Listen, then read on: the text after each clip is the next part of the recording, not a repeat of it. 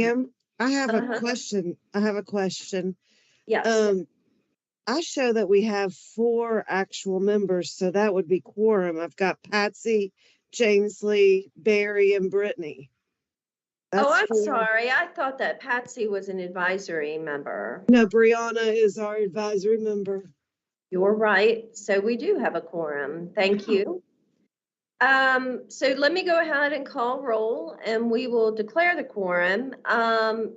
Joe Herdink, Here. he is an advisory member. Brianna Witten, advisory member. Not present. Chair Stevens, Here. Vice Chair Martin, Here. Secretary Fletcher, not present. Regent Bogard, Here. Regent Green, not present. Regent Jackson, Here. not present. Present. My brain has had it. I'm sorry. Regent Rabinowitz is on her way, but not yet present. We do have 4 members for a quorum, and we have 1 advisory member. We may proceed. Thank you. Hannah, you want to start? Yes, sir. So, of course, we met in October to look at the agenda. A few things have been added, so we will take a look at it again. Let me first pull up the itinerary, which just gives the overview of our meeting days. We will start at 12:30 on Thursday, December 1st. At the system office. We will have a reception and dinner that evening at Holly Hill in Midway. And then following on the next day on Friday morning, we will start at 8:30 a.m. And finish hopefully at a reasonable hour. And let's take a look at the agenda to see exactly what we'll be discussing on Thursday and Friday. On Thursday, as I mentioned, we've reformatted the agenda a bit. Thursday will be items that won't require any action by the board. We will begin with an open comment period. We started this at our last September meeting. We will advertise this in December so that if there is someone who wanted to come before the board and speak, they would be able to do so on Thursday afternoon. They would be limited to 3 minutes and a specific topic, and they would have to register that in advance. Then after moving on, we would have, of course, the approval of minutes. Chair Stevens will give a brief report. Dr. Zarapata will give his report, and then we will wrap up Thursday afternoon going into an executive session. Should we wrap up early on Thursday afternoon, say like 2 or 3 o'clock, we would then probably just move on into some items on Friday's agenda. Because I know everyone would probably prefer to get out earlier on Friday, if possible. Let me ask you a question, Hannah. You're more familiar with the agenda than I am. Is there items that we can identify to go ahead and put on the Thursday that we hopefully we will be able to get to that do not require any actions or anything? So is that a possibility?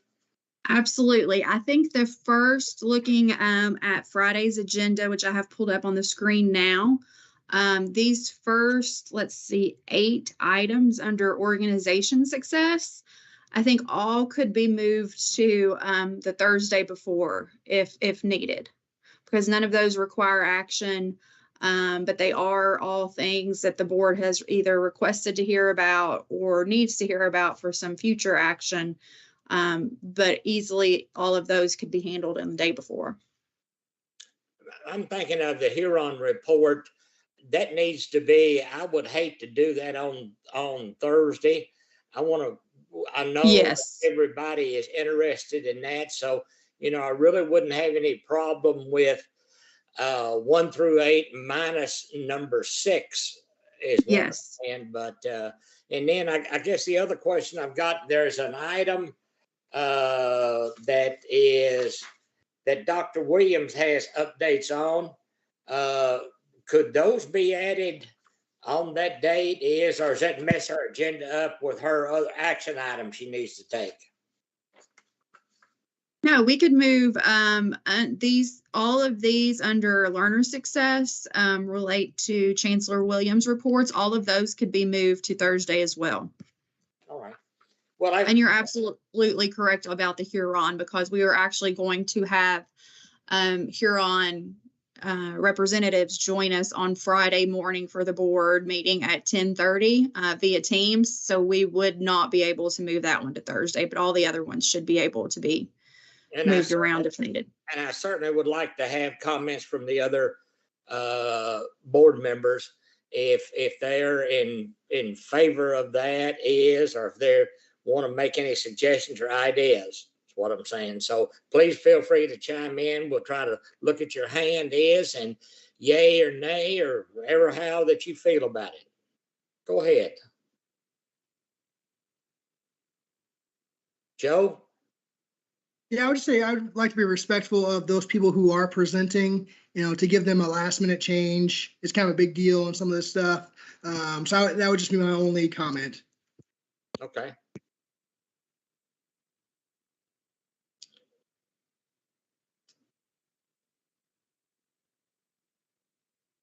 I do want to draw attention to some items that were added since our last meeting, and Dr. Zarapata may be able to speak to this or Pam better than I can, but if you will look at 12, 13, 14, 15, and 16, these items all will require action because they exceed the, I want to say, $1 million mark for either asset preservation or I believe one of them may be a new project for the fire commission, and that requires a board vote. But it just so happens, because of the timing of how these projects advance, that we did not know at the last meeting that they would be required to be voted on in December.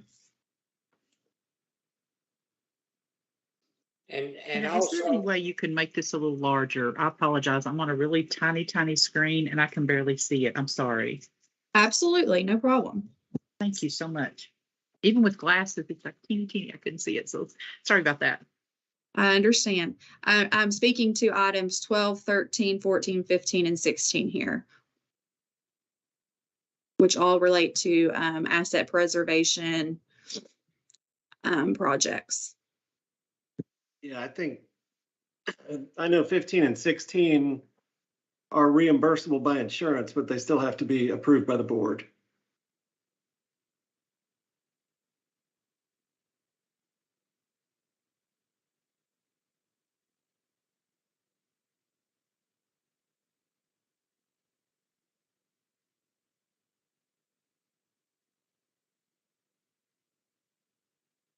I think any of the actual update items could be just moved forward unless that conflicts with whoever the presenter is that's presenting that. If there's a conflict that they cannot, could they not just be stacked upward and remain in the same order, but just be presentations? I know Yes. Huron is pretty locked into 10:30 to get their whole team on board. Yeah, I think we excluded that one, right? Yeah. The Huron Yes. group, but the rest of them, yeah.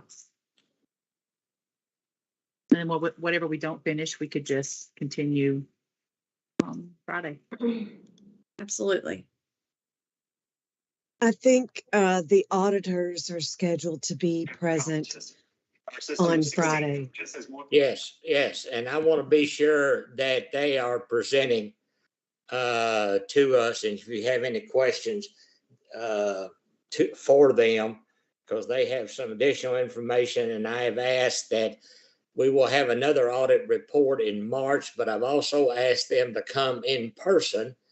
And Paul, you correct me if I'm wrong, in June, to be present in June for their presentation of that also.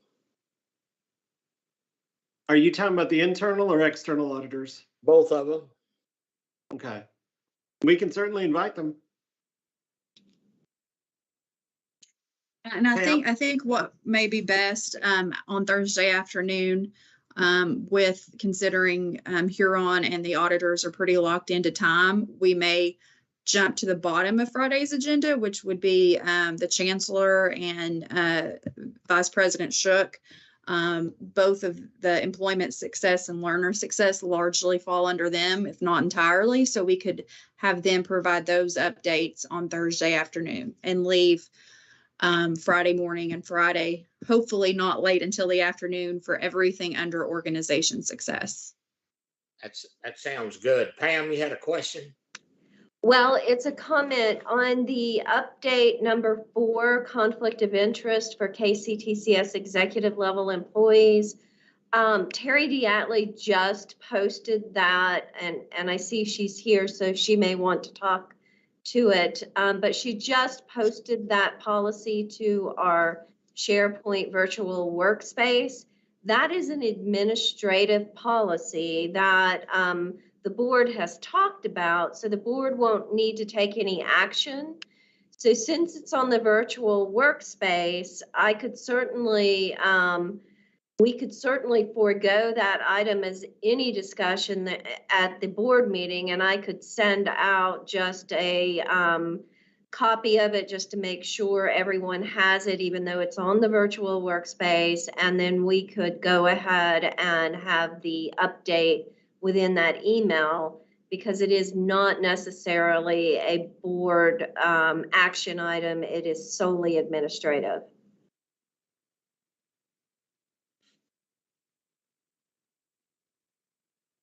Comments?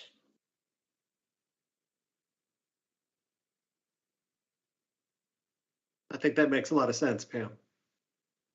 All right. Okay, so we could remove that item.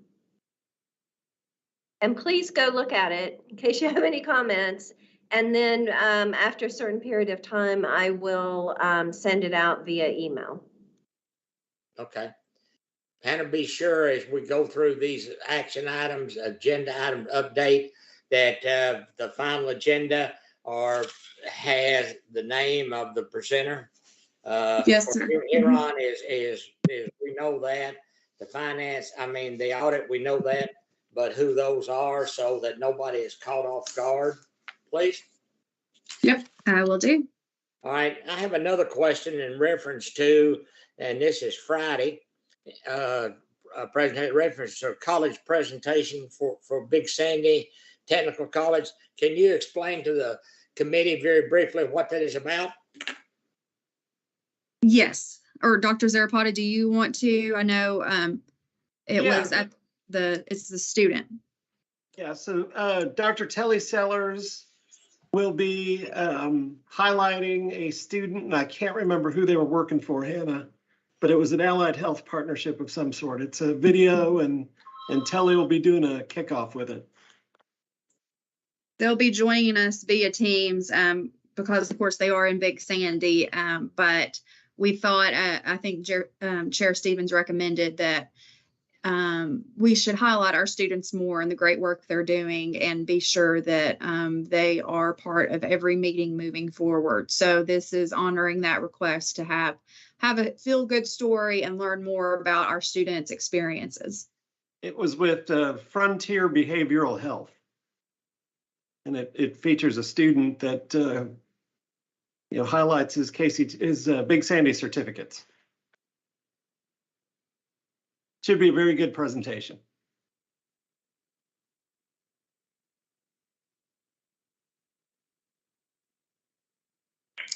Any other items?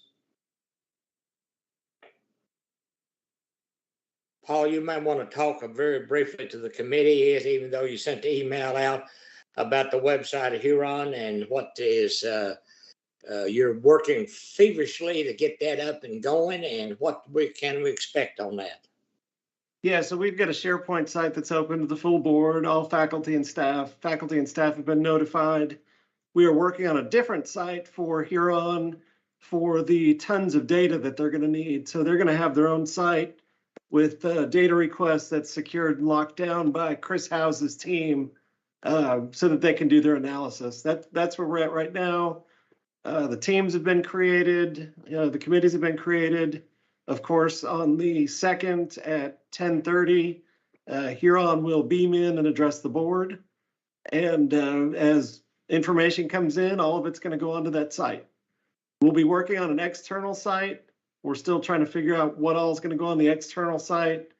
The audience for that, of course, would be, legislators, key constituents, the general public, that sort of thing. So that's where we're at right now. Would like to give a shout out to Regent Fletcher for the contract review committee testimony. That went very smooth. And, I think we're in really good shape.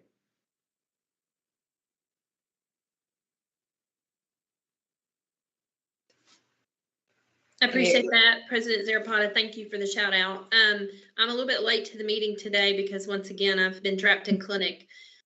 Very, very difficult during flu season to get away during the workday, but I apologize. I wanted to ask Chair Stevens if, after our conversation the other day, if you guys have already discussed getting the informational about the action items into the Thursday meeting. Yes, I think Hannah, we're moving a lot of those. Hannah, go ahead and explain that, please, or what we're trying to do. Go ahead. Sure. So Wendy, I totally understand that this agenda is extremely full and the majority of it falls on Friday. What we were discussing is that if we wrap up early after the executive session on Thursday afternoon, we can continue with items from scheduled for Friday. And I think that what would be easiest, because we have some external partners or guests coming on Fridays from Huron and from the internal and external audit. What we would do is jump down the agenda and move the items under employment success and learner success to Thursday afternoon. And those are updates that will be provided by Chancellor Williams and Vice President Shook, so they could handle all of those on Thursday afternoon. Friday morning, we would come back and start with the updates under organization success and then all the items that need action.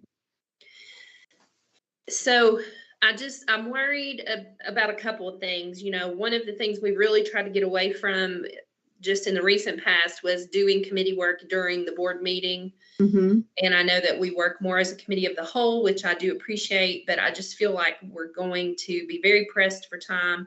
And some of these things that are very important to discuss are going to get not the attention they deserve. So I was thinking if we move the informationals of the action items to Thursday, then we could just do votes on Friday and be done.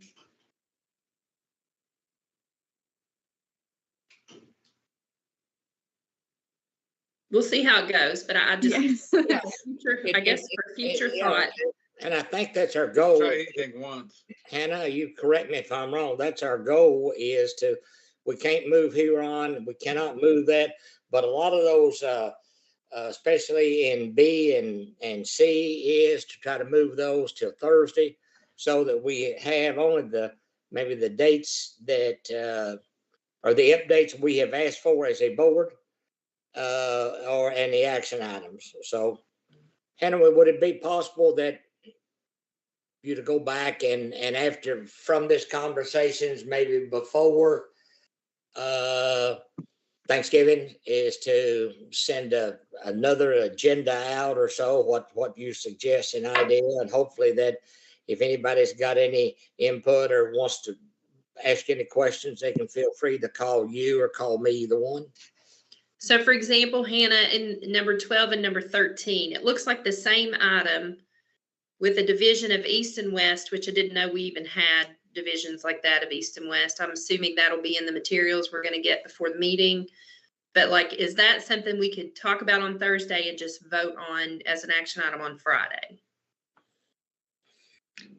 I think we could, and my understanding, and just very vague understanding, but the East and West colleges is a designation that was made, I guess, pursuant to the approvals they have to go through with the finance committee and with the capital project oversight committee. And that's just how they distinguished, because there's two separate pots of money, I believe, for the fire alarm panel. So that's not some kind of designation we make internally at East versus West colleges. But yes, and I think that we could even let parliamentarian Duncan weigh in on this, but we could possibly even group, for instance, all the interim projects, which look like 12 through 16, under a single motion. So what we had talked about previously, I think it was after the last board meeting where we heard project, then voted, was that what we would do is to hear the projects, and then we would go through the vote and simply say, are you Regent Fletcher? Do you vote? How do you vote on West Kentucky, East colleges, West colleges? And then you would do yes, yes, yes, yes, no. So we'd have it for the record, but we wouldn't have to go through an individual vote for each one. And it wouldn't necessarily be a consensus vote because we need to have it on the record for documentation with the finance committee, finance cabinet, but we would kind of streamline the voting process. Okay, just once again, looking for efficiencies. Thanks. Mm-hmm. Any other member have any questions? Please speak up, or suggestions.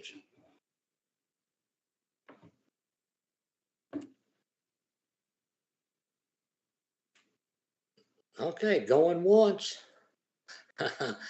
going twice. All right, with nothing else, Hannah and Pam, I appreciate it. Appreciate the members participating and I'll turn it back to you, Ms. Duncan, unless there's any other request I think that we're adjourned, but I'll leave it back to you, Ms. Duncan. All right, so all I need is by consensus. If you are in favor of adjourning, please raise your hand. If we can, I'm sorry, before, may we go back and approve the minutes from October? Yes, sorry. Do I hear a motion to approve the minutes for the October meeting? Do I hear a motion? I'll make a motion. This is Barry. Do I hear a second? Second. All those. Hearing any changes? No. All right, then by consensus, they are approved. All right. Then the last item is back to you, Ms. Duncan. All right, raise your team's hands or your actual hand, and we are adjourned. Thanks, everybody. Yeah, have a good Thank you. weekend. Thank you, bye.